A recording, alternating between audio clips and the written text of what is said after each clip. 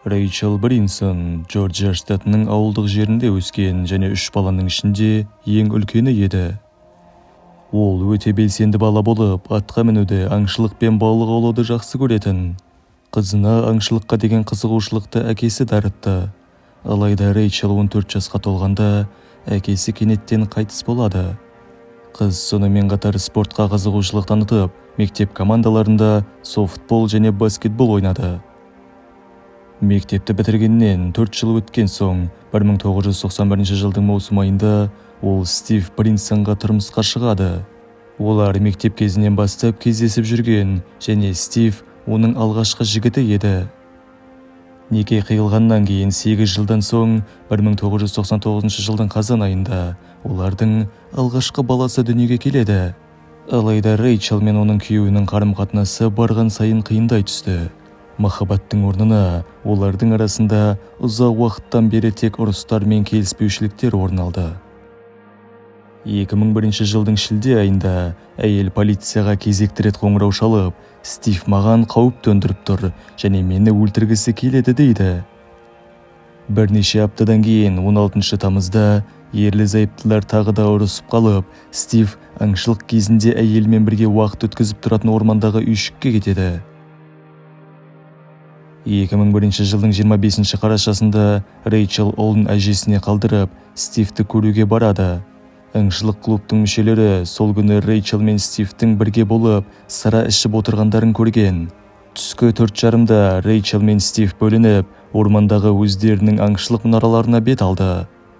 Стивтің айтуынша, шамамен 5:45-те ол мұнарасынан түсіп, әйеліне қарай беттеген. Ол Рэйчелді шақырды, бірақ жауап болмады. Шамамен 6:00-де Стив әйелінің денесін ағаштың түбінде етпетінен жатқан күйінде тапты.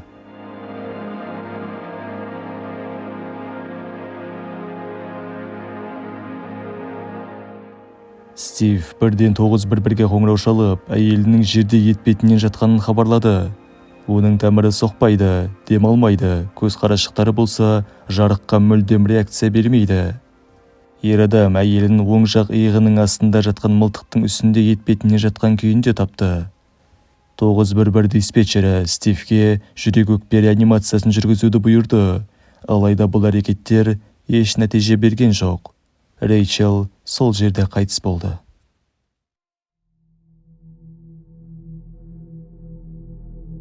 Көп ұзамай қайтыс болған қыздың жерлеу рәсімі өтті. Рэйчел Бринсон 32 жасында өмірден өтті. Артында кішкентай ұлы қалды. Қайғылы оқиғадан кейінгі таңертең туыстары отбасылық үйге келді.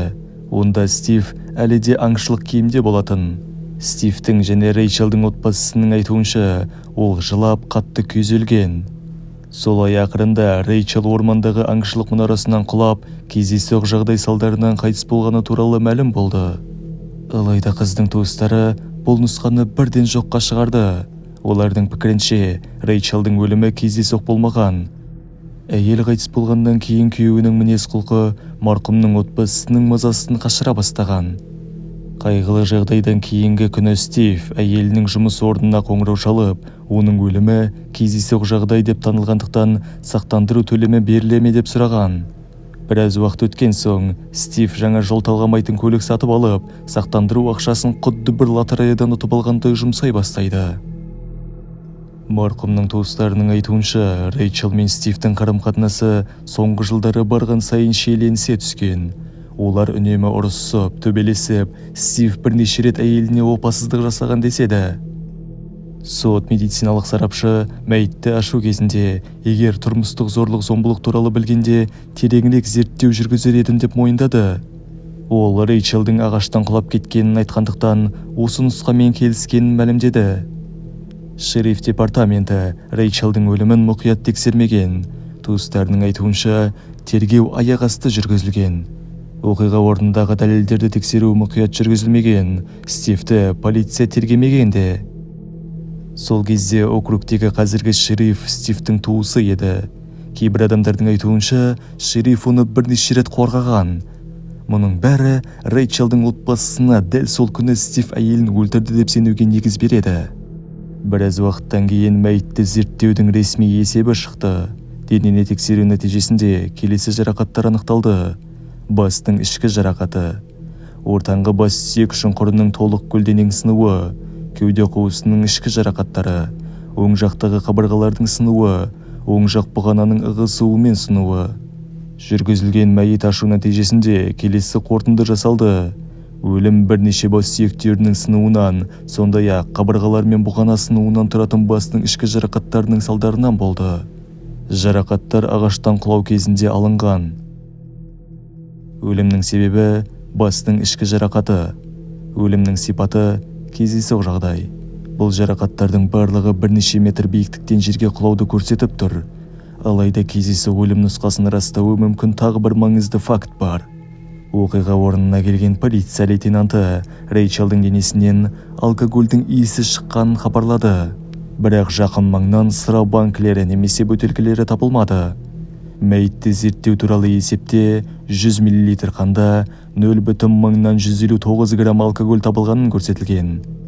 Көлік құралдары департаментінің мәліметтері бойынша Рейчелдің салмағындағы әйел 5% алкоголь құрайтын шамамен 1,5 литр сыра ішкенде осындай көрсеткішке жетуі мүмкін еді.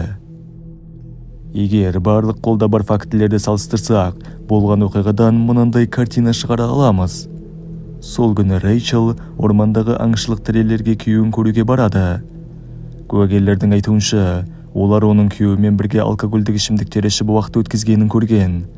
Біраз уақыттан кейін олар аңға шығуды шешіп, бөлініп аңшылық мұнараларына жетеді. Масайған Рейчел ормандағы аңшылық мұнарасына көтерілмек болған, бірақ бір сәтте биіктіктен жерге құлап, көптеген жарақаттар мен сүйек сынуларына ұшыраған, және солай бұл жарақаттардың ауырлығы оның өліміне әкелген. Ал марқұмның отбасысының нұсқасы бойынша жағдай басқаша болды дейді. Олардың ойынша, Стив пен Рейчел аңшылық кезінде мас күйде қатты ұрысқан. Бұл жан бойынша Рейчел Стивке ажырасқысы келетінін айтқан, және бұл күйеуін қатты ашуландырған. Бір сәтте Стив оны ұстап алып, бар күшімен ағашқа ұрады. Рейчел оң жағымен ағашқа соғылып, бас сүйегі, бұғана және қабырғалары сынып кетеді. Содан кейін есінен танып қалған. Не істерін білмей, Стив Рейчелдің жансыз денесін алып, мұнараның түбіне жатқызады. Содан кейін 911-ге қоңырау шалады. Марқұмның отбасысының нұсқасы осылай естіледі. Шынын айтқанда, бұл нұсқа аса қатты сенімді емес. Кей тұстары логикаға сәйкес келмейді. Рейчелдің отбасы әлі күнге дейін Стив Бринсонды оның өліміне кінәлі деп санайды. Дегенмен істің жабылғанына 20 жылдан асты.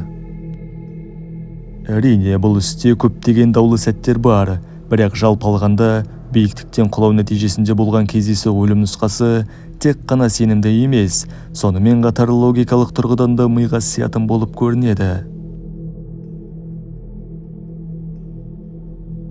Осымен достар, видеомыз аяқталды. Достар, видеоны аса лайк басып арнамызға тіркеле кетіңіздер. Бұл бізге үлкен күш береді. Видеоның шығуына үлкен себеп болады. Және де комментке видео туралы өз пікірлеріңізді жазсаңыздар болады. Ендеше, сіздермен бірге болған және әрдайым бірге болатын QRF ұжымы келесі видеоларда кездескенше.